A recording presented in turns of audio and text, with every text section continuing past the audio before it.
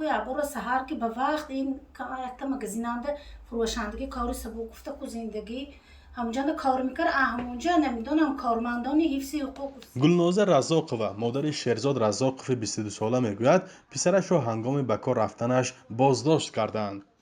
زوران گپای دروغ کتی داشته بردگی دوست چلاف کتی تو به دیاله شدگی گفته گازنان بردگی و برده پسرکم گفتگی من چیکار نکردم هیچی نکردم فقط می کارم مونده براسم چه خیال من به دیاله میشد گفت گپ بسیار نکن تو به دیاله شدگی گفته برده کمیسریات بردگی اونجا رفتگی که دیاله کشادگی و اوچاتند کاغذا ویش دیدگی اونجا گرفته کنی بادام برده حجت ساختگی تشخیصش ساختگی اوزی کرگی همون که آورده این کمیسریت حربی ولایت آورده سپرده برفتگی. گلنازه رزاقова یک هفته است تلاش دارد بنابر بد بودن وضع سلامتی پسرش به خدمت حربی سفربر نگردد.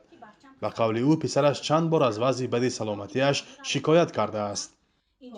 از سال 2000 این با سنگ راه پیشاردانش گرفته یک چند بار اپراسیون کرگی نظارت دکتران این سلامتیش نمیبردارد همین سبب هیچ وای نکراسیم دیگه گسیل کردم بچه که عذابش سخت بسیار اهم بیماری خودش اذیت میکشه همون بعد اگر سلامتیش میبرداشت و قطار دیگر بچه ها تن جانی بچه هم ساقم بود من البته راضی بودم که خدمت به پسرم رود بود.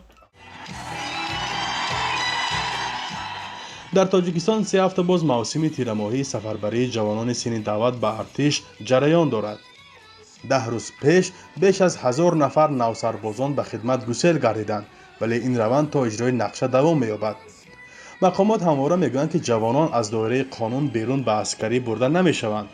درباره شیرزاد رزاقov نمایندگان کمیسریت حربی ولایت سوخت راضی نشدند در نزد دوربین گپ زنند ولی گفتند اگر در سنجش طبی ولایتی بیمار بودنش تصدیق شود از گسیل باز داشته می شود.